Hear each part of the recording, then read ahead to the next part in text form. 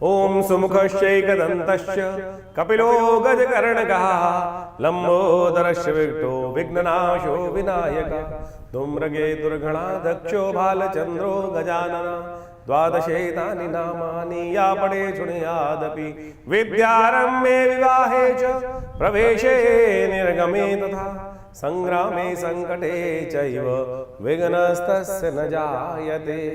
ओम जयंती मंगला काली भद्रकाली कपालिनी दुर्गा क्षमा शिवा धात्री स्वाहा स्वधा नमोस्तुते। नमस्कार, स्वागत है आपका आचार्य वाणी में। मैं आचार्य डॉक्टर विक्रमादित्य आपके साथ हूं और आज का विषय हमारा है कुंभ राशि वालों के लिए अक्टूबर के अंतिम में ग्रहों का योग किस प्रकार का बनने वाला है। देखिए, अक्टूबर का महीना बड़ा विशेष है और ऐसे में दीपावली, बृहस्पति का परिवर्तन, साथ में कई ग्रहों का और परिवर्तन होने का योग बहुत बढ़िया तरीके से बनकर आ रहा है। हम कह रहे हैं वारे न्यारे होने का योग साफ साफ से कुंभ राशि वालों में समझ लेना चाहिए। परिवर्तन का कितना महत्वपूर्ण योग बन रहा है। आपके साढ़े साथी का अंतिम भाग चल रहा है और साढ़े साथी के अंदर शनि का, बृहस्पति, आप मान के चले मंगल के साथ षडाष्टक योग भी बन गया था। उससे पहले समसप्तक योग था। सब परिवर्तन की तरफ जा रहा है। मंगल पूरी तरह से ताकत में आने वाले हैं। बृहस्पति से दृष्ट हो जाएंगे। बृहस्पति उच्च के हो गए। आपकी राशि के दृष्टिकोण से देखें तो जबरदस्त तरीके से मंगल पर दृष्टि से प्रभाव सफलता के भाव में जाकर सुंदर योग बना रहे हैं और ये योग आपकी राशि के दृष्टिकोण से इस समय में ऐसी स्थिति उत्पन्न करेगा, चाहे वो बुध परिवर्तन की तरफ जाए और बुध के साथ मंगल का ये परिवर्तन, उनके ऊपर बृहस्पति की दृष्टि, बृहस्पति पूर्ण ताकत में, तो ये समय आपके लिए बड़ा अनुकूलता के प्रदान करने के योग बना रहा है। बृहस्पति की दृष्टि शनि पर भी होगी और शनि महाराज जो बृहस्पति की दृष्टि के भाव में ही बैठे हैं।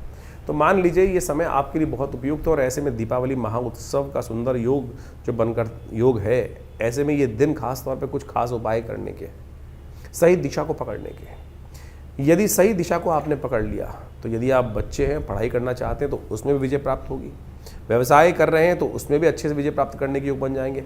और घर में कोई खटपट चल रही है, जीवन में कोई ऐसा परेशानी का योग चल रहा है कि थोड़ा अननेसेसरी की परेशानी चल रही, तो उसको भी निवृत्ति करने के अनेक छोटे छोटे उपाय जो इन खास दिनों में कर लेने चाहिए, वो सब हम आपके समक्ष उपस्थित करने वाले हैं। उनको सिलसिलेवार तरीके से समय समय पर आप करते रहेंगे और बहुत छोटे छोटे उपाय। ये नहीं कि अब ऐसी विचित्र विडंबना आज की तारीख में जो उपाय बता दी जाते हैं, कई बार हम भी लोगों को देखते हैं कि ऐसे उपाय बता दिए जाते हैं व्यक्ति कर ही नहीं पाए। उसके लिए आपको जाना ही पड़ेगा किसी XYZ के पास, तब जाकर आप उस चीज़ को समझ सकते हैं। देखिए, हिंग लगे ना फिट कर रंग चौका हो, तो उस सिद्धांत को आप समझ लें। तो कुंभ राशि वालों, आपके ग्रह क्या कह रहे हैं, किस प्रकार से उपाय करना है, वो सब हम आपके समक्ष उपस्थित करते हैं। सबसे पहले बात कर लेते हैं 21 तारीख की। 21 तारीख का दिन अद्भुत दिन है और ये सिद्धांतिक तौर पर हम आपको समझाने वाले हैं। मंगलवार का अवसर है 21 अक्टूबर के दिन। उस दिन अमावस्या का योग है। दीपावली महापर्व उस दिन ही पढ़ना चाहिए वास्तविक तौर पर, वो भी बताएंगे। पहले ग्रहों का योगा योग समझ लीजिए। आपकी राशि के दृष्टिकोण से इतना महत्वपूर्ण योग बनकर तैयार है। भाग्य में बैठे हुए सुंदर योग से सुबह सुबह परिवर्तन करके चंद्रमा जहाँ चले गए हैं, जा रहे हैं ना, वो आपके लिए चमत्कारिक योग बनाने वाले हैं। अध्यात्म में मन आपका लगने वाला है, धर्म में मन लगने वाला है और जितना धर्मयुक्त रहेंगे उतना बढ़िया आपके जीवन से कष्टों को दूर कर। इस वक्त राहु चल रहे हैं आपके, हर चीज़ में भ्रम उत्पन्न करने के योग बना रखे हैं, धर्म से ही। और एक राहु का बड़ा प्रभाव होता है, आध्यात्मिकता जगाता है लेकिन भ्रम कर देता है, मन में ये भाव कर देता है। करने से फायदा होगा कि नहीं होगा, कर लीजिए। ये महालक्ष्मी की बहुत बढ़िया शुद्ध रात्रि है। इस दिन कम से कम यदि भगवती का सुंदर स्तवन कर लिया आपने, कोशिश ये कीजिएगा इस दिन भगवती को प्रसन्न करने के लिए एक काम करें आनंद भाव से। इस दिन आपकी राशि के दृष्टिकोण से हमें दिखाई देता है कि कम से कम 27 दीपक अवश्य भगवती के समक्ष उपस्थित करें।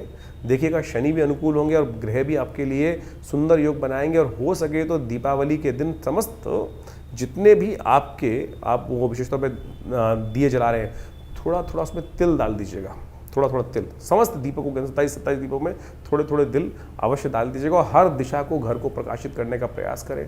महालक्ष्मी कृपा से आपके कष्टों को बदलने का योग सुंदर रूप से बनेगा और आनंद भाव से परमात्मा का स्मरण करने का सुंदर योग बनेगा।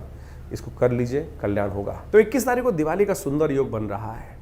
इस बार बड़ी भ्रांति रही कि 20 को मनाएं या 21 को मनाएं। शास्त्रोक्त दृष्टिकोण से हमने पूरी तरह से अच्छे से समझाया है कि कैसे 21 का योग बन रहा है। पुनः आपको समझा देते हैं कि यहाँ दिल्ली के पंचांग के अनुसार से या भारत के संपूर्ण पंचांगों के अनुसार से जो योग बन रहा है वो ऐसा है कि बिल्कुल जो अमावस्या की तिथि है वो करीब करीब 5:54 तक है। तो अमावस्या की आयु है। काशी के कुछ पंचांगों ने भयंकर गड़बड़ी करी है, गलती करी है और इस बात को हमने बिल्कुल प्रत्यक्ष प्रमाण के तौर पर उपस्थित किया है कि उन्होंने जो पंचांग में उन्होंने लिखा है, अपनी गणनाओं के अनुसार से कहा है कि सूर्य अस्त जो उनके पंचांग में जाकर कोई भी देख सकता है। उन्होंने लिखा है कि करीब करीब शाम को जो सूर्यास्त हो रहा है वो 5:40 पे हो रहा है, लेकिन काशी में भी सूर्यास्त जो हो रहा है 5:26 पे हो रहा है। और उसकी वजह से उनकी तिथि की आयु गड़बड़ हुई है, और तिथि की आयु गड़बड़ उन्होंने कैलकुलेशन में मिस्टेक करी है, और ये प्रमाणित है, उनके पंचांग को जाके देख सकते हैं। उन्होंने सूर्योदय दिखाया है 21 जो अक्टूबर को सुबह 6:20 पे दिखाया है, जबकि काशी में सूर्योदय 6 बजे हो रहे हैं सुबह सूर्योदय। तो इतनी बड़ी भयंकर गलती उन्होंने करी है, और उसके कारण से इस समस्त संसार के समक्ष एक ज्योतिष का बड़ा अजीब अपनी गणनाओं के अनुसार से ज्योतिष का नाम खराब किया है।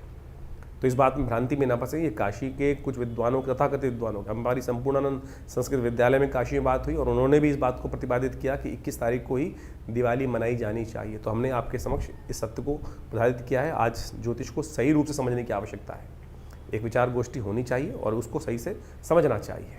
तो हमने ये प्रमाणित तौर पे आपके समक्ष रखा है कि 21 तारीख को सूर्यास्त के समय पर प्रदोष व्यापनी अमावस्या पूरे भारत में, आसाम से लेकर पूरे गुजरात तक के पूरे अक्षांश पर उपस्थित है, कोई द्वंद्व नहीं है। तो अपने भाग्य को जगाइए। अमावस्या युक्त जो प्रदोष तिथि में व्याप्त है, पराग्रही जो शास्त्र में कही गई है, अपनी किस्मत को मत सुलाइए भगवती का, महालक्ष्मी का। अगर आपने 20 को पूजन कर भी लिया है तब भी कोई चिंता नहीं, दोबारा कर लोगे तो कोई महालक्ष्मी जाएंगी नहीं, पदार्पण करेंगी। आपको नित्यपति करनी चाहिए, तो कम से कम इसी बात के मान के कर लो कि आप आनंद भाव से। तो एक महालक्ष्मी का पूजन, एक बड़ी विचित्र प्रश्न भी आपके समक्ष उठना चाहिए। हम यहाँ समस्त प्रश्नों का निराकरण भी कर रहे हैं कि महालक्ष्मी का एक प्रश्न हमारे पास आया, यहाँ हम बताना इसलिए आवश्यक समझते हैं कि 21 तारीख जो महालक्ष्मी का पूजन होता है, बोले गणेश के साथ गौरी बैठती हैं, यहाँ लक्ष्मी जी का पूजन होता है, विष्णु जी का पूजन क्यों नहीं होता? शास्त्र के अनुसार से आपको इस बात को सही रूप समझ लेना चाहिए कि जो भगवान राम के अयोध्या पर वनवास से वापस आने पर तो दिवाली आनंद भाव से दीपोत्सव मना ही मना, लेकिन भगवान राम से पहले भी तो दिवाली मनती थी। क्या दिवाली उससे पहले नहीं मनती? दिवाली का जो संबंध है दीपावली का, वो वास्तविक तौर पर वो है भगवती महालक्ष्मी का प्रादुर्भाव उस दिन हुआ। और जब आदि लक्ष्मी का प्रादुर्भाव हुआ, जो दुर्गा सप्तशती के दूसरे अध्याय में कथा आती है कि समस्त देवताओं ने विचार किया कि अब इस जो राक्षस जिसने त्रिलोकी में राज्य स्थापित कर लिया है महिषासुर ने, उससे कैसे उसको हटाना है। तो कहा जाता है कि जब समस्त देवतागण, भगवान विष्णु, महेश, शिव इत्यादि समस्त देवता गणों के साथ ऋषिगण वहाँ पे विचार कर रहे थे आकाश मंडल में, तो उन सबके शरीर से एक तेज निकला, और वो महालक्ष्मी के रूप में, एक स्त्री के रूप में वहाँ जो है परिवर्तित हुआ। तेजोमय शरीर था जो दिव्य थर्वशीष ने प्रार्थनाएं का, और समस्त देवताओं ने पूछा काशी तुम महादेवी थी, तो उन्होंने कहा, उस पराशक्ति ने बोला सा ब्रवीति आम ब्रह्म स्वरूपिणी मत्तः प्रतिपुषात्मकम जगत शून्यम च शून्यम च। ये दिव्य थर्वशीष की प्रार्थना है। और सब जब उन्होंने अपना पूरा व्याख्यान दिया कि हम कौन है, भगवती ने कहा वेदो हम अवेदो हम विद्याम अविद्याम अजाहम अनजाहम, तब आखिरी में सब समस्त देवता कहते हैं नमो देवी महादेवी शिवाय सत्मा। तो ये भगवती का स्वरूप जो है महालक्ष्मी स्वरूप है, उनका जो है वो प्रकट उस दिन हुआ है, तो प्रादुर्भाव उस दिन हुआ है। इसलिए महालक्ष्मी का पूजन उस दिन गणेश जी के साथ किया जाता है। गणेश जी तो सर्वप्रथम पूज्य हैं भगवान शिव के आशीर्वाद से, तो साथ में निर्विघ्नता पूर्ण करने के लिए और महालक्ष्मी की प्राप्ति के लिए इस दिन उनका स्तवन आनंद भाव से होना चाहिए। तो ये सही रूप से आप समझ लीजिए। तो वैसे तो श्री पंचमी के दिन भी भगवती महालक्ष्मी का प्रादुर्भाव बोला जाता है। बहुत सारे लोग द्वंद में फंस जाते हैं। वो कौन सी लक्ष्मी है? वो लक्ष्मी है कि जो सागर मंथन से उत्पन्न हुई श्री पंचमी के दिन। ये भगवती आदि लक्ष्मी है जो जिनकी प्रार्थना भगवान विष्णु ने, भगवान शिव ने, ब्रह्मा ने स्वयं करी है। तो इस बात को जो आपस में मतभेद दिमाग में है भेद, उनको हटा दीजिए। तो आनंद भाव से भगवती की प्रार्थना करें। सुबह अपने पितरों के निमित्त अवश्य जो तर्पण इत्यादि है वो करना चाहिए। पहले पितृ पूजा, बाद में देव पूजा शास्त्र कहते हैं। तो 21 तारीख को सुबह अपने पितरों के निमित्त पूजन करें, उनको तर्पण इत्यादि करें, ब्राह्मण भोजन कराएं। शाम के समय जो प्रदोष काल है, जब सूर्यास्त हो रहा है आपके क्षेत्र में, जैसे दिल्ली में सूर्यास्त करीब करीब हो रहा है, वो हो रहा है करीब करीब 5:40 के आसपास, और उसी समय के बाद से लेकर रात्रि में 8 बजे तक। अब ये छोड़ दीजिए, जब एक बार डिसाइड हो गया कि प्रदोष व्यापनी अमावस्या हो गई, तो उसमें ये छोड़ दीजिए कि 5:57 पर खत्म हो जाएगी, तो फिर उसके बाद कोई फायदा नहीं। अरे पूरा मुहूर्त बन गया, जब योग बन गया तो पूरे 24 घंटे का मुहूर्त बन गया। तो शाम के समय प्रदोष काल में जब सूर्यास्त के बाद से लेकर जब भी मुहूर्त आपके लिए व्याप्त हो रहा हो बढ़िया, उसमें आप आनंद भाव से माँ भगवती का, श्री गणेश का, लक्ष्मी जी का और साथ में कुबेर इत्यादि का समस्त पूजन घर में आनंद के साथ बैठ के करें। षोडशोपचार पंचोपचार पूजन अवश्य करने का प्रयास करें और उससे क्या होगा, भगवती महालक्ष्मी की प्रसन्नता प्राप्त होगी। पूजन के अंत में निशीतकालीन जो पूजा का समय है वो है रात्रि को 11 बजे से लेकर करीब करीब रात के 1:30 बजे तक। तो उस समय में भगवान शंकर के साथ अघोर मंत्र के साथ भगवान की पूजा होनी चाहिए भगवत की। उस दिन श्रीयंत्र को अपने घर स्थापित करना चाहिए दिवाली के पूजन में। साथ साथ शंख के द्वारा भगवान भगवती का सुंदर रूप से पूजन, शंख दक्षिणावर्ती शंख के रूप में भगवती महालक्ष्मी का जो पूजन करते हैं ना, कहा जाता है महालक्ष्मी अद्भुत रूप से उस घर में प्रतिष्ठा कर लेती हैं, रहती हैं। और साथ में पूजन के साथ साथ अवश्य वहाँ एक काम करें कि कमल के पुष्पों का एक शैया बनाकर भगवती को प्रदान करें या आनंद भाव से पूजन करें। असंख्य दीपक जलाएं, 2 खूल इत्यादि समस्त रूप से भगवान का भगवती का पूजन करेंगे तो आनंद भाव से भगवती की कृपा से आपके कष्ट निवारण करने का योग बनेगा। तो आनंद भाव से भगवती का पूजन करें। ये समय बहुत बढ़िया है, दीपावली का महापर्व है और ऐसे में समस्त योगों के अनुसार से मन के द्वंद्व को हटाइए। हम पुनः कहेंगे कि अगर आपने 20 तारीख को कर भी ली है तो दोबारा भी करने में कोई निषेध नहीं है। कम से कम इस मुहूर्त को मत जाने दीजिए। तो तथाकथित विद्वानों के मतद्वंद के अनुसार से जो आपस में उनका अंतर्द्वंद है उसको भूल जाइए और अपने इस योग का लाभ उठाइए। 21 तारीख को दीपावली बहुत शुभ योग में आ रही है। मंगलवार की दीपावली जो होती है ना, अगर उस योग को आप हटा देते हैं, उस योग में परमात्मा की आराधना नहीं करते हैं तो फिर ये अमंगलकारी भी हो जाती है। इस बात का ध्यान कर लेना चाहिए। तो आनंद भाव से भगवती का स्तवन करें। बहुत सुंदर योग बनकर आया है। तो ऐसे में समस्त कष्टों को निवारण करने के लिए भगवती का आवाहन करें। भगवती घूम रही हैं तो आपके घर में सुंदर रूप से दीपों की माला बनाकर आनंद भाव से आप परमात्मा का भगवती का पूजन करें। कल्याण के योग अद्भुत रूप से बनेंगे। सुगंधी युक्त तेल से जो घी जला रहे हैं उसमें थोड़ा इत्र अवश्य डालिएगा। असंख्य दीपक जितने भी चला सकते हैं तो आप अवश्य इस प्रकार से पूजन करेंगे, कल्याण होगा। कुंभ राशि वालों, 22 तारीख का दिन भी समझ लीजिए किस प्रकार का ग्रह आपके खेल बना रहा है। 22 अक्टूबर को बुधवार का अवसर है, प्रतिपदा तिथि है और इस दिन नववर्ष आरंभ हो रहा है। सबसे पहले तो आप सबको नववर्ष की बहुत बहुत शुभकामना। ये वास्तविक तौर पर नववर्ष असली नववर्ष है जो भारतीय संस्कृति में आज भी बहुत सारे गुजरात इत्यादि क्षेत्र में तो मनाया जाता है। कार्तिक और स्कंद पुराण के अनुसार से अद्भुत उसका वर्णन है। ग्रहों का योगा योग भी इस समय आपके लिए बड़ा अनुकूल बना हुआ है। बुधवार के दिन ग्रहों का ये योगा योग बनकर तैयार है और बुध महाराज भी सफलता की तरफ अग्रसित होने की तरफ बहुत तेजी से आपके बढ़ते दिखाई दे रहे हैं। ग्रहों का योगा योग इस वक्त बता रहा है कि धर्मयुक्त कार्य करिएगा, आलस्य मत रहिएगा। ग्रह इस वक्त किसी न किसी कारण से आपको थोड़ा आलस में फंसा रहे हैं। आलस को तुरंत त्यागें। इस दिन खास तौर पे ध्यान रखें, इस दिन नववर्ष है और इस आपकी 7.5 इस वक्त चल रही है तो आपको अपने 7.5 को ठीक करने के लिए एक उपाय इस दिन अवश्य करना चाहिए।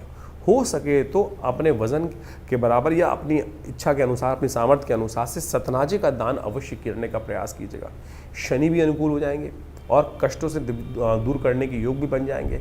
ऐसे में किसी भी गरीब व्यक्ति को, जरूरतमंद व्यक्ति को सतनाजे का दान आपको अवश्य करना चाहिए। ये उपाय आपके लिए समस्त रूप से कष्टों को निवारण करने वाला रहेगा। ये दिन आपके लिए अच्छा दिखाई देता है। ओवरऑल चीज़ों को परिवर्तन की तरफ जाते हैं। स्वास्थ्य का थोड़ा ध्यान रखने की जरूरत है और ये सतनाजे का दान स्वास्थ्य को भी ठीक करने की व्यवस्था बनाएगा। 22 तारीख को अन्नकूट भी है, नववर्ष भी आरंभ हो रहा है। गुजरात इत्यादि में आज भी परंपरा है कि कार्तिक कृष्ण पक्ष की प्रतिपदा को नववर्ष के रूप में मनाया जाता है। भगवान कृष्ण की सुंदर उपासना की जाती है और ये दिन अद्भुत योग लेकर आता है। इस दिन जैसा जैसा आप करेंगे, जैसा जैसा आपके साथ होगा, पूरे वर्ष उसी प्रकार का योग बन सकता है। तो अच्छे रेजोल्यूशन, आमतौर पे लोग कहते हैं ना, नए साल के दिन से अच्छी अच्छी बातें सोचनी चाहिए, गलत काम नहीं करना चाहिए, अच्छे कपड़े पहनने चाहिए, सुंदर भाव सोचना चाहिए। वो हम 1 जनवरी के साथ जोड़ देते हैं। ज्योतिष के दृष्टिकोण से, स्कंद पुराण के दृष्टिकोण से, स्कंद पुराण में इस बात का वर्णन है कि जो कार्तिक शुक्ल पक्ष की प्रतिपदा है, जिसके दिन अन्नकूट होता है, गोवर्धन की पूजा होती है, उस दिन वो मुहूर्त बनता है कि जैसा जैसा आपके साथ होगा पूरे वर्ष उसी प्रकार के आपके साथ योग घटेंगे। तो इसलिए आनंद भाव से परमात्मा का सुंदर स्मरण करें, जल्दी उठें, भगवान का स्मरण करें, माता पिता का आशीर्वाद लें, गुरुजन का आशीर्वाद लें और उस दिन भगवान कृष्ण का सुंदर पूजन करना चाहिए। भगवान कृष्ण का अन्नकूट के रूप में, अन्न गोवर्धन के रूप में प्रकृति की पूजा करने का जो सिद्धांत है अद्भुत है। 56 भोग लगाए जाते हैं भगवान को। ये 56 भोग का सिद्धांत भी बड़ा विचित्र है। कहा जाता है कि भगवान ने 7 दिन तक, 8 पहर हर रोज होते हैं, 7 दिन तक भगवान ने अपने जो कनिष्ठिका उंगली के ऊपर पूरे पर्वत को उठा के रखा। तो इसलिए उनको 56 भोग लगाए जाते हैं। 7 × 8 करेंगे तो 56 आएगा। तो ये 56 भोग जो लगाए जाते हैं आनंद भाव से, संपूर्ण समर्पण है भगवान के प्रति। कि भगवान अपने भक्तों की सदा रक्षा करते हैं। और ये कोई इंद्र के साथ द्वेष नहीं है भगवान का, भगवान तो इंद्र के परम हितैषी हैं। ये तो रूढ़िवादी परंपराओं को हटाने, प्रकृति के साथ व्यक्ति को जोड़ने की कथा है। अद्भुत रूप से इस बात को हमें समझना चाहिए। और एक बात समझें कि जो ये गोवर्धन पर्वत हैं, इनके बारे में अद्भुत कथाएं शास्त्र में बताएं। एक कथा हम आपको समक्ष रख दें कि कैसे भगवान ने शिरोधार्य किया गोवर्धन को। कहा जाता है कि भगवान के ऊपर ऋण था गोवर्धन पर्वत का। जब राम अवतार में सेतुबंध का निर्माण हो रहा था, तब कहा जाता है पूरे हर जगह से लोग अपने अपने जो अपनी सेवाएं देने वहाँ आ रहे थे। पहाड़, पर्वत, कंदराएं सब रूप से वहाँ पे चल दी थी अपनी तरफ से। जब गोवर्धन को पता चला कि भगवान को आवश्यकता है, तो वो भी उठ के चल दिए। भगवान एक जो कहा जाता है हनुमान जी स्वयं उनको उठा के चल दिए थे वहाँ पर लाने के लिए। लेकिन जब पता चला कि समय पूरा हो गया और वहाँ पर सेतुबंध का निर्माण हो गया, तब कहा जाता है कि गोवर्धन रो पड़े और उन्होंने कहा कि मेरे को भगवान की सेवा का सुंदर अवसर नहीं मिला। हनुमान जी ने जब वापस रख दिया उनको वहाँ पर, तो उन्होंने कहा कि मेरी ये जो सृष्टि जो भगवान के समक्ष मेरी ये जो प्रार्थना ये अवश्य रखना कि भगवान मेरे को क्यों आपने भुला दिया, मैं तो आ रहा था सेवा करने देने के लिए अपनी। तब भगवान ने, जब हनुमान जी ने ये बात भगवान के समक्ष रखी, तो भगवान ने कहा अगले इस जन्म में तो नहीं, अगले जन्म में अवश्य ये कर्ज को उतारेंगे। तो कहा जाता है कि जो पत्थर पिघल, जो जब गोवर्धन उस स्थिति में गए तो कहा था वो रो पड़े थे तो वो पिघल गए थे। आज भी वो निशान वहाँ जाके आप देख सकते हैं कि पत्थर गोवर्धन पर्वत के पिघले हुए हैं। तो समर्पण भाव है, वो चलायमान जो है। तो सुंदर रूप से भगवान कृष्ण अवतार जब हुआ तो भगवान ने अपने सिर पर धारण किया उस कर्ज को उतारने के लिए। तो आप सोचे भगवान किसी का सब पे कृपा करने के सुंदर योग बनाते हैं। तो आप इस भाव को ध्यान रखें तो आनंद भाव से समस्त ये समर्पण भाव की भाव है। तो इसलिए आनंद भाव से गोवर्धन का पूजन करें। हमने विवेकानंद योगाश्रम में इस दिन बड़ा विशाल कार्यक्रम रखा है। हमारे गुरुदेव का जन्मदिवस भी होता है, आचार्य केशव देव जी महाराज का। तो उस दिन बड़े आनंद भाव से भगवान गोवर्धन का पूजन, गोबर का बहुत बड़ा पर्वत बनाकर उनका बड़े सुंदर रूप से भगवान का, विष्णु का, भगवान कृष्ण का सुंदर पूजन, कीर्तन इत्यादि समस्त रहता है। तो शाम के समय अन्नकूट का भंडारा रहता है। आप भी आइए और सुंदर रूप से भगवान का सुंदर स्तवन करें। और सबसे पहला काम ध्यान रखिएगा, इस दिन सुंदर योग जो बन रहा है आनंद से रहेगा, प्रसन्नता से रहेगा, भगवान का भजन कीजिएगा। जितने अच्छे काम हो सकते हैं वो सब करने का प्रयास करें, क्योंकि यही वो दिन है। पुनः आपको अवगत करा देते हैं। और इस दिन अवश्य भगवान कृष्ण के लिए, भगवान विष्णु के लिए सुंदर पूजा, षोडशोपचार पूजन कर उस दिन कम से कम अपने आप को 11 दीपक अवश्य घी के चलाने चाहिए। और 11 दीपक जलाकर सुंदर रूप से शंख की, भगवान विष्णु की सुंदर रूप से पूजा अवश्य करनी चाहिए उस दिन। इस बात का हमें ध्यान रखना चाहिए। कुंभ राशि वालों, आपकी राशि के दृष्टिकोण से यमद्वितीया का दिन, ये जो दिन है वो रहने वाला है 23 तारीख। 23 तारीख को यमद्वितीया है और उस दिन बृहस्पतिवार के दिन कार्तिक के महीने के शुक्ल पक्ष की द्वितीया तिथि का योग बन रहा है। और उस दिन ग्रह परिवर्तन की तरफ जा रहे हैं और आपकी राशि के दृष्टिकोण से ये परिवर्तन जो है वो बहुत अच्छे रूप से गजकेसरी योग का निर्माण आपके लिए करता दिखाई दे रहा है। और ये जैसे जैसे निर्माण होगा बहुत तेजी से आपके ग्रह आने वाले 5-6 दिनों में आपको लिए बड़ा अच्छा लाभ देने के योग बनाएंगे। लेकिन ध्यान रखिएगा, अपने मन को तटस्थ होकर कार्य करने की ज़रूरत है। आमतौर पे मन क्या भेद रहता है इधर उधर, मन के द्वेष को हटाने की ज़रूरत है। यदि मन का द्वेष मन में फंसा रहेगा, अननेसेसरी हीन भावना मन के अंदर चलती रहेगी, तो वो कई प्रकार के कष्ट उत्पन्न करने की योग बनाएगा। ग्रह परिवर्तन की तरफ बहुत तेज़ी से जा रहे हैं और आने वाले 4-5 दिन जो हैं वो आपके लिए बहुत लकी साबित होने वाले हैं।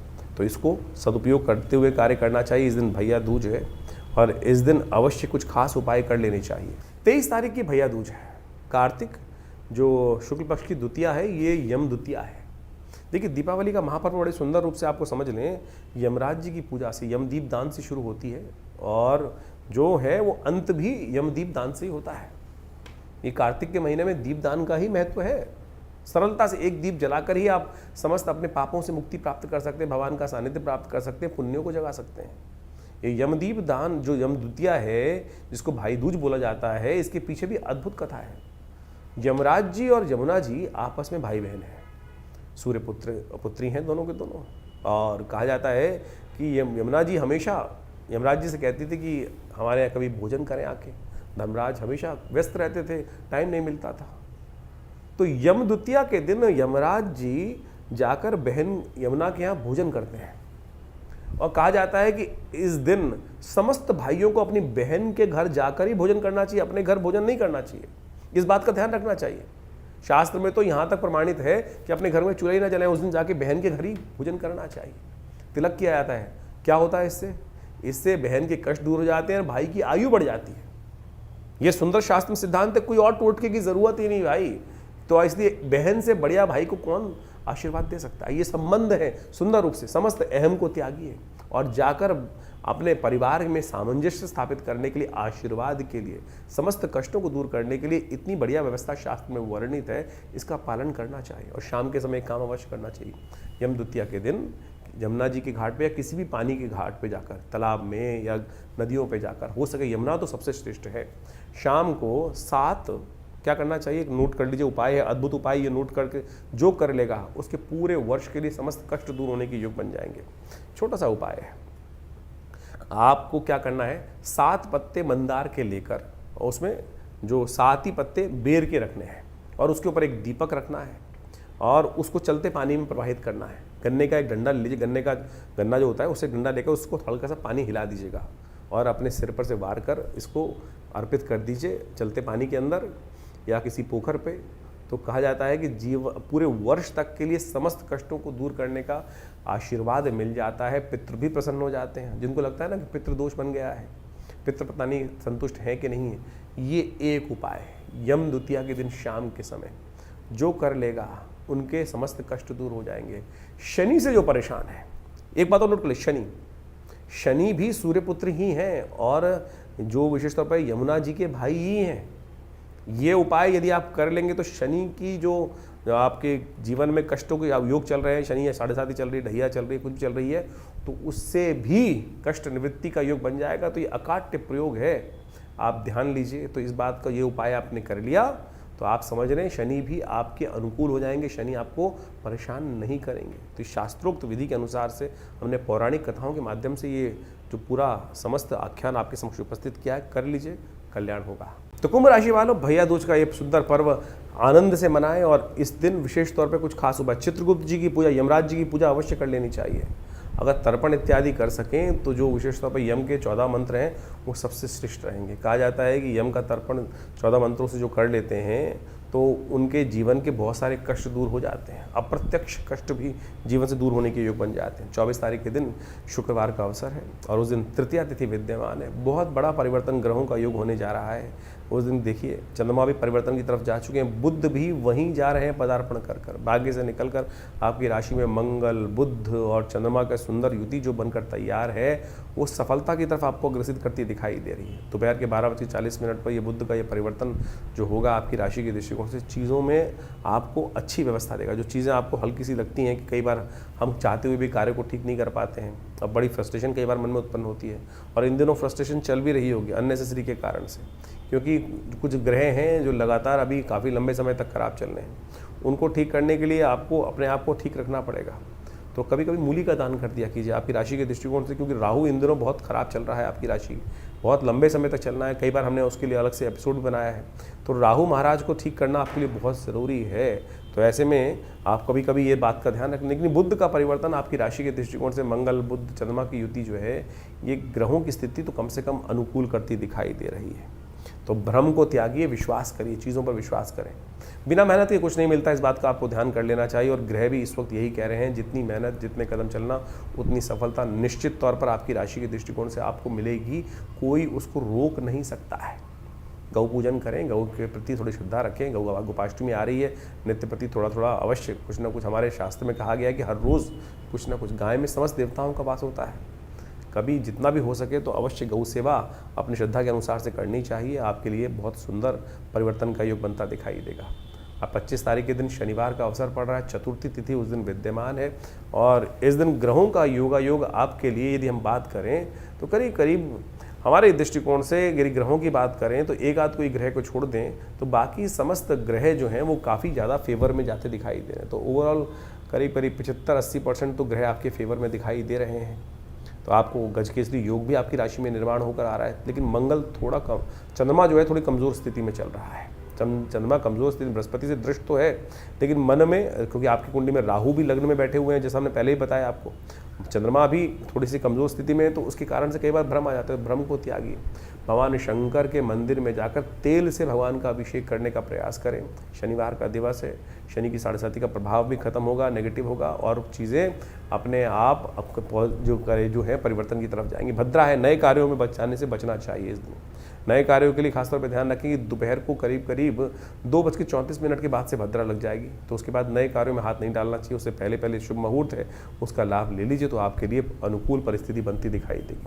26 तारीख का दिन रविवार का अवसर है, पंचमी तिथि विद्यमान है। बहुत खास पंचमी है, ये बहुत खास पंचमी है। सौभाग्य पंचमी का योग बन रहा है और सौभाग्य पंचमी के साथ साथ ये जो योग है ज्ञान पंचमी का भी है।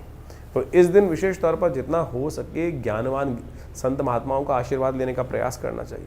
आपके ग्रह परिवर्तन की तरफ जा रहे हैं और चीज़ों में आपको लाभ देने का योग बनाते दिखाई दे रहे हैं। आपकी कुंडली में खास योग बन रहा है इस दिन, ज्ञान योग, ज्ञान पंचमी है ही है। तो ऐसे में क्या करना चाहिए, संत महात्माओं की सेवा की तरफ थोड़ा सा अपने आप को ललायित करने का प्रयास करना चाहिए। यदि सौभाग्य मिल जाए तो कभी उससे पीछे नहीं छूटना चाहिए।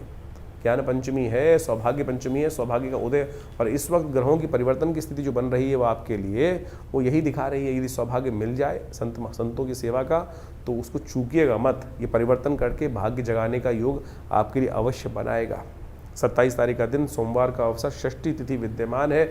सूर्य षष्ठी का योग बन रहा है, छठ का योग बन रहा है, साथ साथ मंगल अपने महापरिवर्तन की तरफ जा रहे हैं।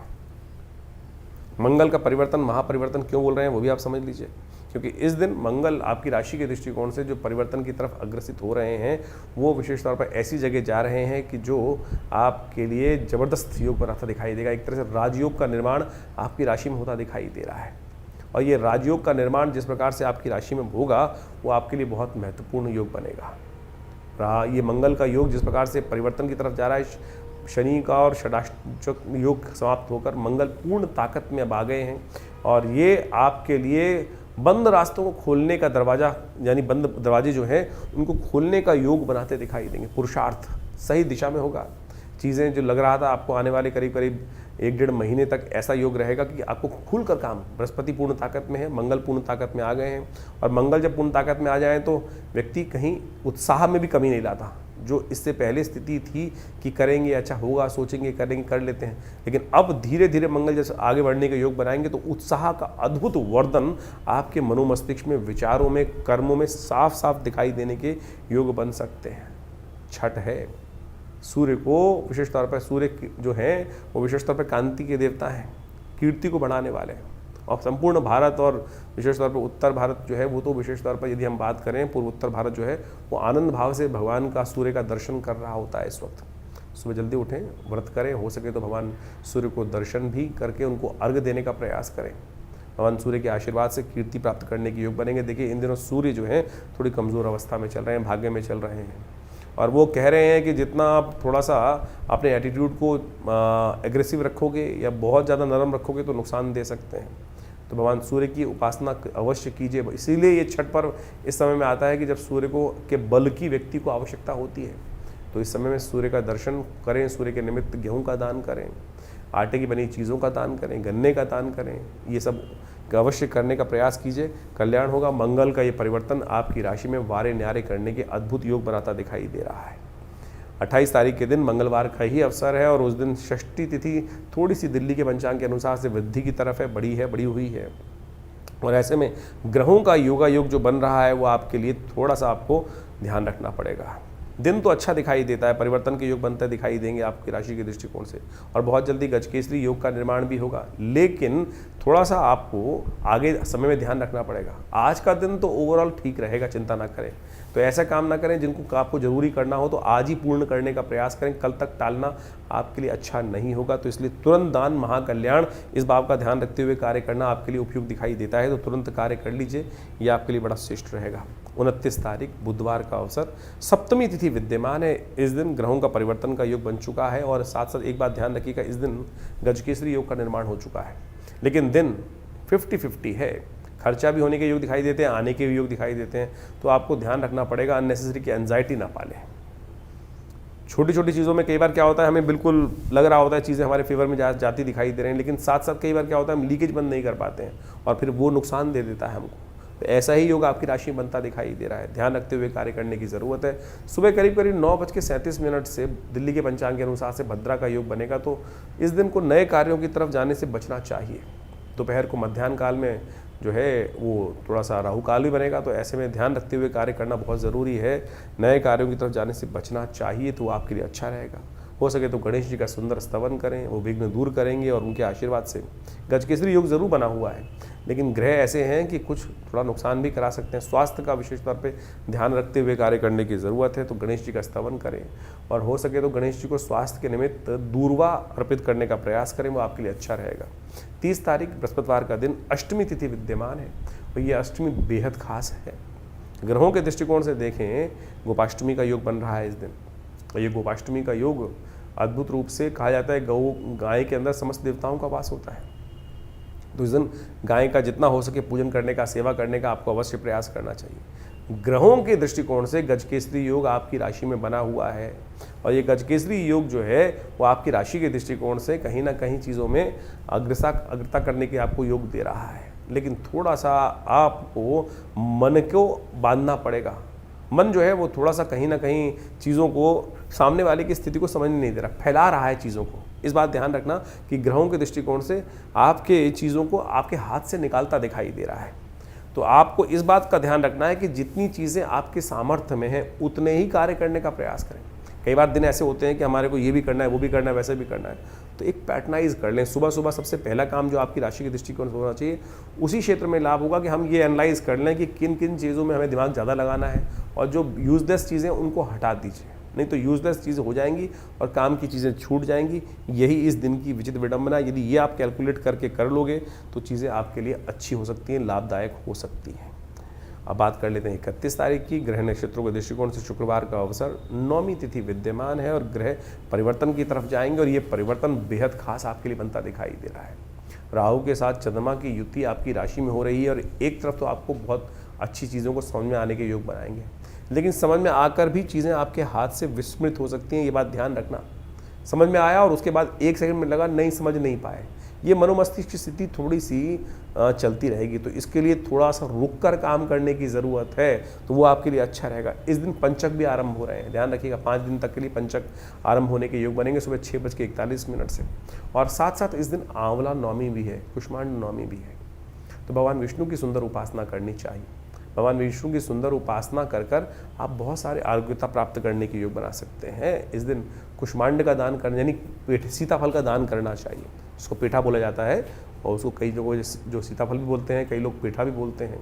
जो कद्दू होता है, बड़ा वाला कद्दू, उसका दान करना। उसकी उत्पत्ति का दिवस है, आंवले की उत्पत्ति का दिवस है। तो धात्री नमः इस मंत्र का जप करते हुए भगवान विष्णु को इस दिन अवश्य क्या करना चाहिए, धात्री का दान करना चाहिए। धात्री का दान ये जो करते हैं, इससे आपके लिए बहुत सुंदर योग बनकर तैयार होगा। इस दिन कहा जाता है कि भगवान विष्णु की पूजा करते हुए आरोग्यता प्राप्त करने के लिए, कोई बीमार व्यक्ति है और वो स्वस्थ हो ही नहीं रहा है, तो सुंदर रूप से आंवले के पेड़ के नीचे जाए और वहाँ भगवान विष्णु की षोडशोपचार पंडित जी के द्वारा पूजा कराए, और उसी पेड़ की छाँव में बैठकर भगवान का पूजन करने के उपरांत प्रसाद ग्रहण करें। आंवले को अवश्य ग्रहण करें। तो कहा जाता है कि जो बीमारी ठीक नहीं हो रही है उसमें भी ठीक होने के सुंदर योग बन जाते हैं। तो अवश्य इस दिन 108 आंवले भगवान को अर्पित करने चाहिए। फिर प्रसाद स्वरूप में उनको लेकर धीरे धीरे उनका आने वाले 1 महीने तक सेवन करने का प्रयास कीजिए। देखिएगा धीरे धीरे आपको आरोग्यता प्राप्त करने का आशीर्वाद भगवान से मिलेगा। तो ये जो ग्रहों का योग आपने समझा, नित्यपति जो ग्रहों का परिवर्तन आपके समक्ष उपस्थित होता है, और इस अक्टूबर के महीने में तो बहुत सारे महत्वपूर्ण ग्रह परिवर्तन की तरफ जा रहे हैं। ये सब आपको समझ में आना चाहिए। मंगल स्वग्रही होने जा रहे हैं। शुक्र बहुत जल्दी अक्टूबर समाप्त होते ही स्वग्रही अपने रूप में आ जाएंगे। बृहस्पति उच्च के हो गए। शनि अब पुनः मार्गी होने की तरफ जा रहे हैं। तो ये ग्रहों का जो विशेष परिवर्तन है, कुछ नया, यानी दीपावली के बाद से ऐसे जैसे ग्रहों का परिवर्तन होने के योग बने हैं, वो महत्वपूर्ण परिवर्तन आपके जीवन में लाने के योग बनाएंगे। जब ग्रह अपनी शक्ति में आते हैं तो कई प्रकार से अच्छे समय को आपके समक्ष लाने का उपस्थित योग बना देते हैं। तो ऐसे में हमको अपने आप को तैयार करना चाहिए। तो ग्रहों का योगायोग जो है, जिस प्रकार से आपने समझा है, आपकी राशि के दृष्टिकोण से परिवर्तन की तरफ चला गया है। चीज़ें बिल्कुल बहुत सारी चीज़ों के मामलों में अनुकूल परिस्थिति बन रही हैं। जो शनि का मंगल के साथ एक विचित्र प्रकार का योग पिछले करीब करीब 3-4 महीनों से 5 महीनों से लगातार चल रहा था। पहले समसप्तक योग, पहले षडाष्टक योग, फिर षडाष्टक योग तो पुनः बना, और अब मंगल पूर्ण ताकत में आ चुके हैं, बृहस्पति से दृष्ट हो चुके हैं, शुक्र भी स्वग्रही होने के योग बना रहे हैं। तो इस प्रकार से इन सब समस्त ग्रहों ने परिवर्तन कर कर आपकी किस्मत में कुछ नया करने का, व्यवस्था बनाने का योग बनाया है। तो आप अच्छे से समझ लीजिए, और जब समय ठीक चल रहा हो ना, तो हमको पूरा तटस्थ होकर, कई बार क्या होता है मन हतोत्साहित हो जाता है, लगातार कई बार जीवन में समय खराब चल रहा होता है तो मन ये ऐसा हो जाता है कि कुछ होगा ही नहीं, मेरे करने से कुछ होना ही नहीं है। तो ऐसे में हम हार जाते हैं, और जबकि स्थितियां बिल्कुल परिवर्तन करते हुए टाइम नहीं लगता है। वैसे ही परिवर्तन की स्थिति अब आ चुकी है। जैसा हमने आपको कहा, मंगल स्वग्रही होने के योग बना रहे हैं, अपनी राशि में आ रहे हैं, पूर्ण ताकत में आ रहे हैं, और हिम्मत से बहुत सारी, सबसे बड़ा परिवर्तन तो बृहस्पति ने किया है। लंबा समय नहीं है, सोने का समय नहीं है। जो जागत है सो पावत है, जो सोवत है सो खोवत है। इस बात का ध्यान कर लो साफ साफ। और नहीं तो फिर ये समय तो अभी कैसे, दिसंबर तो आया जाता है, 4 दिसंबर के आसपास बृहस्पति पुनः फिर बदल जाएंगे, और फिर वही स्थिति में चले जाएंगे। उच्च के बृहस्पति सुंदर तरीके से ग्रहों पर अपना कंट्रोल उपस्थित कर चुके हैं। तो अब आपको समझना है कि आपको चीज़ों को कैसे ठीक करना है। हाँ, अगर अभी भी आपको लग रहा है कि आपके जीवन में परिवर्तन नहीं आ रहा, तो आपको फिर गोचर के दृष्टिकोण से नहीं, अपनी जन्मपत्री को दिखाना चाहिए। हो सकता है कुछ महादशाएं खराब चल रही हैं, और बहुत ऐसा लंबा चौड़ा उपाय नहीं होते हैं। बहुत सारी चीज़ें लोग चाहते हैं कि परिवर्तन होता ही नहीं है, लेकिन उनको सही रूप से करने की आवश्यकता है। हमने देखा है परिवर्तन होता है, बहुत सारे लोग लगातार हमारे साथ जुड़े हुए हैं, और हमने जैसे जैसे उपाय उनसे कराए हैं, उनके जीवन में महत्वपूर्ण परिवर्तन का योग बना, निश्चित तौर पे बना, अच्छे से सामने देखने पे बना। और बिल्कुल परिवर्तन कर्म से बनता है, विश्वास से बनता है, सही दिशा में कार्य करने से बनता है। कार्य तो सब कोई कर रहे हैं, अब कोई लठ ऐसे मार रहा है, कोई वैसे मार रहा है। ज्ञान के अनुसार से एक पॉइंट पर यदि हम कार्य करने का रास्ता सही सेट कर लें, विज्ञान के अनुसार से, समय के अनुसार से, बुद्धि के अनुसार से, देव योग के अनुसार से, तो कैसी चीज़ें हमारे हाथ में नहीं आएंगी। ये विश्वास हमको जगाना चाहिए। ज्योतिष विज्ञान वही विश्वास जगाता है, और सही रूप में सही चीज़ों को कर कर, परमात्मा के सामने प्रार्थना कर कर, सही रूप यदि उपाय कर लिया जाए, तो सही माने परिवर्तन, किस्मत जगाने के मार्ग बहुत जल्दी से प्रशस्त हो सकते हैं। तो जैसा हमने आपको आपके ग्रहों का योगा योग बताया है, तो उसको सही समझ लीजिए, अपनी जन्मपत्री को अच्छे से। क्योंकि क्या होता है कि एक बार हम लोग गोचर के दृष्टिकोण से बहुत सारी चीज़ों को देखते रहते हैं, जैसे हम आपको बताते हैं, तो गोचर का एक पार्ट है, इसके अंदर बहुत सारी चीज़ें अपने ओस। क्या होता है आजकल बहुत सारे लोग जब जन्मपत्री दिखाने आते हैं, तो आजकल यूट्यूब चैनलों की मेहरबानी से आधे ज्योतिषी खुद बन के ही आते हैं, और पूरा ज्ञान होता नहीं है। तो क्या होता है कि फिर नीम हकीम खतराए जान हो जाती है स्थिति। तो कई बार वो चीज़ें समझ में नहीं आती हैं। छोटी छोटी चीज़ें कई बार हम अपने लिए देख रहे होते हैं तो नहीं देख पाते हैं। सामने वाला जब देखता है और बिल्कुल न्यूट्रल होकर देखता है, तो वो चीज़ें सामने आ जाती हैं। और हमने देखा है कि बिल्कुल छोटे से रूप में यदि उसको परिवर्तन करने का मार्ग, हल्का सा परिवर्तन करने का मार्ग पकड़ लिया जाए, सही दिशा पकड़ ली जाए, तो किस्मत जागने के योग बन सकते हैं। तो आप बिल्कुल इस समय को बर्बाद मत कीजिएगा। समय आपके बिल्कुल उपयुक्त हैं, चीज़ों को सही दिशा में करने का प्रयास करें। और जिस प्रकार से कभी कभी सही समय पर जाकर, आजकल मॉडर्न साइंस में बोला जाता है ना कि जब को सब ठीक चल रहा हो तो डॉक्टर के पास जाकर एनालाइज कराते रहना चाहिए। तो उसी प्रकार से ज्योतिष विज्ञान में भी ग्रहों का एक योग कभी नहीं रहता, हर समय परिवर्तन का योग बनता है। तो समय समय पर अपनी जन्मपत्रिका, समय चीज़ों का विचार विमर्श, चीज़ों को समझने का मार्ग करते रहना चाहिए। और उससे क्या होता है कि चीज़ें सही दिशा में सही समय पर पकड़ में आ जाती हैं। और वो नहीं तो फिर क्या होता है कि यार मेरा बैठा हुआ व्यक्ति कहाँ, मिलने वाला व्यक्ति कहाँ बैठा हुआ था, मुझे पता ही नहीं चला। यही तो किस्मत सोने का तरीका है।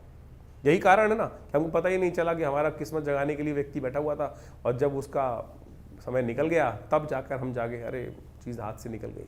तो ऐसा ना करें, जगाइए किस्मत को, और ग्रहों को सही स्थिति को समझें, और जन्मपत्री को सही से समझकर, चीज़ों को सही समझकर, और बहुत सारी चीज़ों के अनुसार से हम आपके जो भविष्यफल को समय समय बताते रहते हैं, उसको सही से समझकर कार्य कीजिए। देखिए किस्मत बदलने के लिए बिल्कुल तैयार है, और आशा करते हैं, भगवान से प्रार्थना भी करते हैं। जैसा हमारे आश्रम पर नित्य प्रति बहुत सारी अनुष्ठान इत्यादि, यज्ञ इत्यादि, पूजा इत्यादि चलती रहते हैं। जन कल्याण के योग बनाएं, अपने स्वयं भी अच्छा करें और समाज को भी अच्छी तरफ ले जाने का प्रयास करें। धन्यवाद, नमस्कार।